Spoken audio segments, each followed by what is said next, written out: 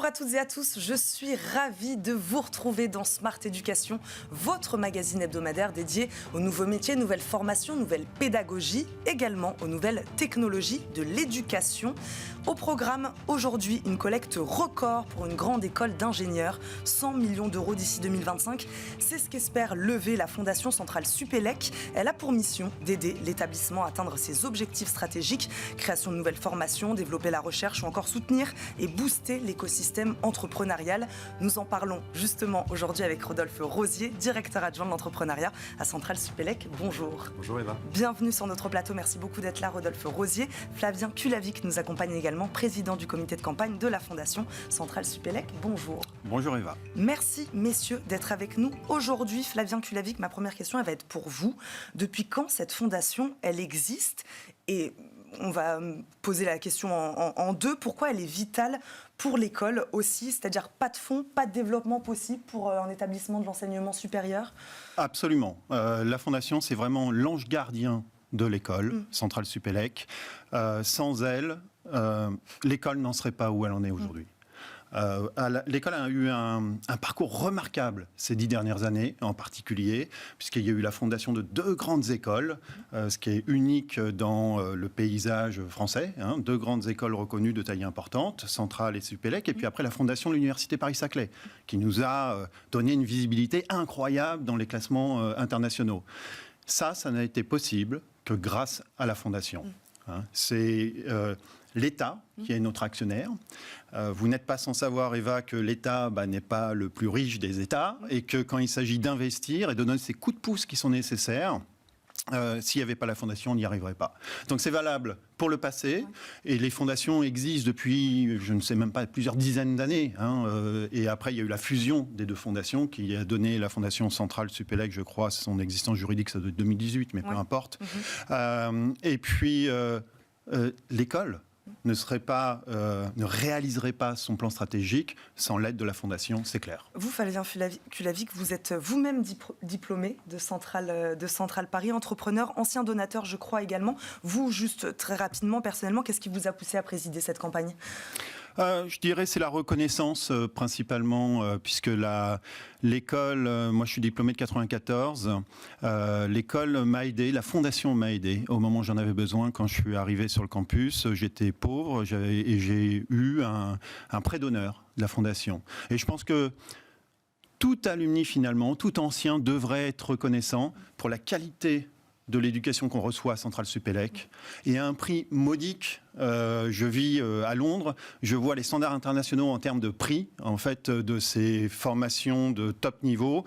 Et en France, je peux vous dire que c'est vraiment très bon marché par rapport à la qualité qu'on a. Donc, ça me paraît normal de donner. Je suis un donateur régulier et depuis assez longtemps à la Fondation, et aussi de consacrer mon temps et mon énergie pour aider l'école. Rodolphe Rosier, d'où vient cet objectif très ambitieux de 100 millions d'euros ? Est-ce qu'il y a un tournant, une transformation en ce moment de Centrale Supélec ? Pourquoi cet objectif si ambitieux aujourd'hui ? Qu'est-ce qu'il y a à faire ?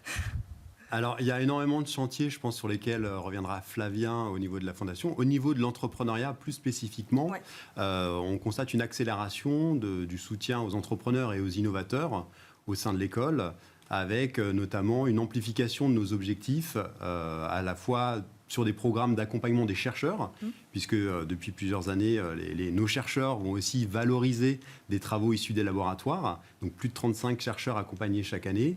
Au niveau des élèves ingénieurs qu'on accompagne aussi, on est passé en quelques années d'une vingtaine d'étudiants accompagnés chaque année à plus de 70 projets accompagnés sur différents sujets, les sujets notamment du climat, de la biodiversité, aujourd'hui qui représentent plus de la moitié des projets qui sont accompagnés, des sujets aussi en lien avec la santé et avec les souverainetés numériques. Et puis, Est-ce que vous nous dites que recherche et entrepreneuriat, c'est lié, c'est ça ? Complètement.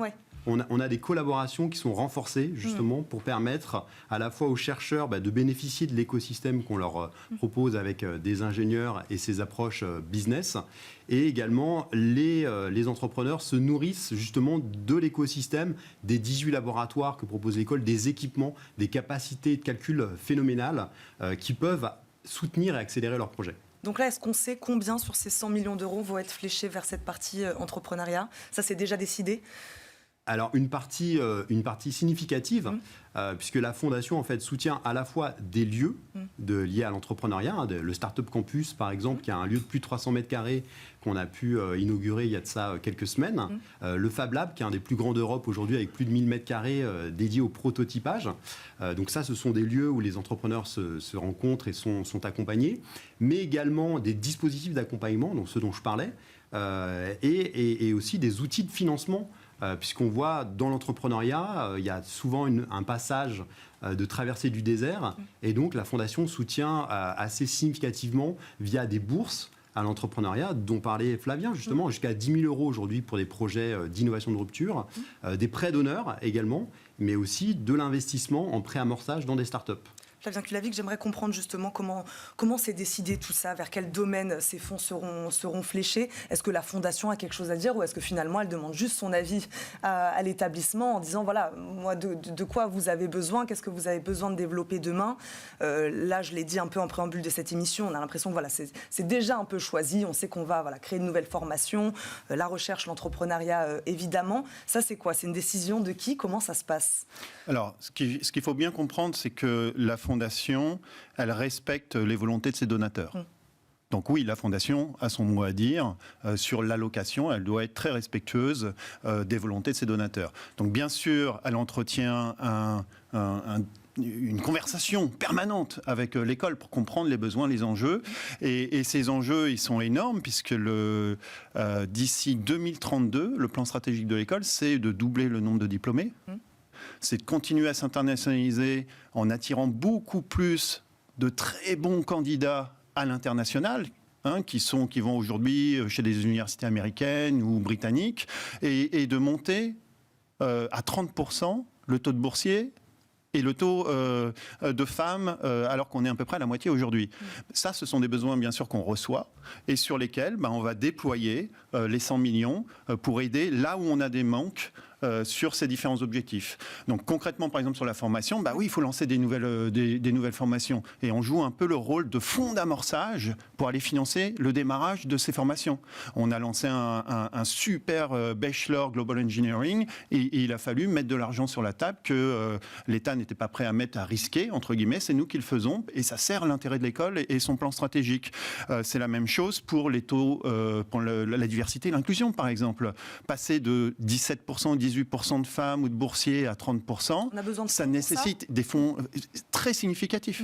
On a besoin de fonds pour ça. Et on a pu, grâce à un généreux donateur qui est un ancien qui n'est autre que Stéphane Bancel, le créateur, fondateur de Moderna, créer un centre de la diversité et de l'inclusion qui non seulement aide les étudiants qui en ont besoin sur le campus, avec des bourses, etc., mais aussi on fait notre part du job en amont dans la société et jusqu'à aller toucher des lycéens, des collégiens pour diminuer l'autocensure de ces populations vis-à-vis non seulement des études scientifiques, mais également du fait de dire non, ces grandes écoles, c'est pas pour moi, avec des campus d'été, plein d'actions.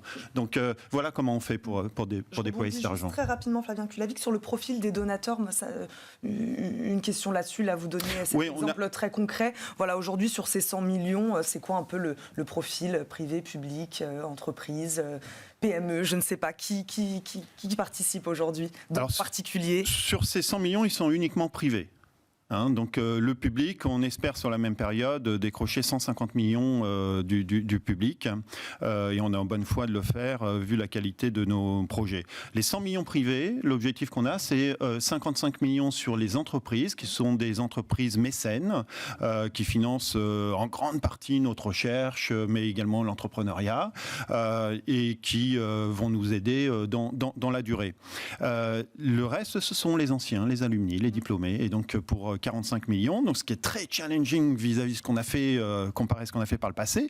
Mais on a déjà 7000 donateurs qui ont contribué par le passé et 2000 sur cette campagne-là, avec des dons qui varient entre 100 € et plusieurs millions d'euros.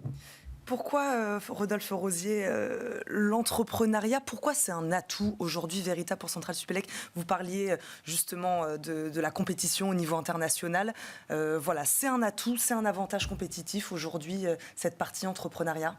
pour une école d'ingénieurs comme Centrale? Complètement. L'entrepreneuriat contribue au rayonnement de l'école, au rayonnement de nos formations. Et ça commence par les success stories aujourd'hui dont parlait Flavien, les Moderna, les Innovafi, De Vialet, Withings, que connaît le grand public, sont issus de l'école.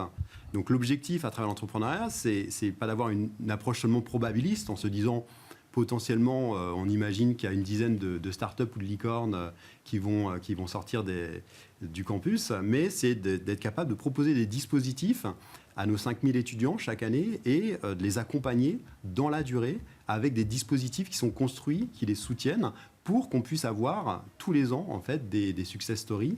Et derrière, on le voit, il y a des enjeux vraiment liés aux transitions écologiques, liées à la réindustrialisation. On va le voir, on a fait une petite capture des startups qu'on a pu trouver, que vous avez soutenues. Je ne sais pas, est-ce que vous pouvez nous donner peut-être un exemple d'une innovation qui vous a un peu marqué ces dernières années, semaines, peu importe. Voilà, un exemple d'une ou deux innovations pour qu'on se rende compte, ce sur quoi travaillent aujourd'hui vos apprenants, vos étudiants. Oui, complètement. Par exemple, on peut citer Spark Energy, qui est un nouveau procédé qui va permettre de produire de l'hydrogène, donc pour la mobilité, pour différentes applications aujourd'hui, en consommant 4 fois moins d'électricité et de CO2 que les applications, les procédés existants. Donc ça, c'est des innovations qui vont permettre vraiment d'accompagner demain de nouvelles économies, de nouvelles filières industrielles. Et on peut citer également des projets dans l'environnement. Par exemple, aujourd'hui, c'est une thématique qui revient beaucoup, le climat, j'ai l'impression. Oui, tout à fait. Donc, on accompagne des projets dans l'agriculture en partenariat avec AgroParisTech, qui est une école aussi qui nous accompagne dans l'entrepreneuriat. On l'a déjà reçu ici. Sur des projets, par exemple, de mise au point de nouvelles protéines végétales à partir d'algues. On peut citer par exemple Edonia, qui vont venir en substitut des viandes, en fait, des protéines animales existantes. Donc vous voyez vraiment une variété de projets aujourd'hui assez intéressantes. Donc finalement, on a envie de dire aux futurs élèves qui nous rejoignent, que vous soyez intéressés par le futur de l'agriculture, le futur des mobilités, le futur de l'industrie, en fait, vous trouverez un terrain de jeu à Centrale Supélec. Flavien Kulavik, on va terminer par cette question. Combien d'euros vous avez déjà réussi à lever là? Pour l'instant, on en est où? Et puis on terminera là-dessus. Alors, écoutez, c'est plutôt positif parce que dans les 2 ans et demi de campagne silencieuse, vous savez, qui précède le lancement officiel qu'on a fait à l'automne dernier, et plus les 6 mois depuis le lancement officiel, on est quasiment à la moitié de l'objectif. Donc on a à peu près à 50 millions d'euros sur les 100 d'objectifs.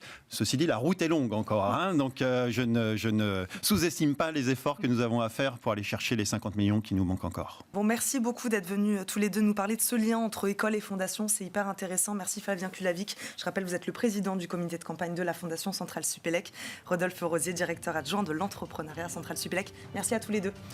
Merci à vous de nous avoir suivis. On se retrouve très vite pour un nouveau numéro de Smart Éducation. À très vite. Salut.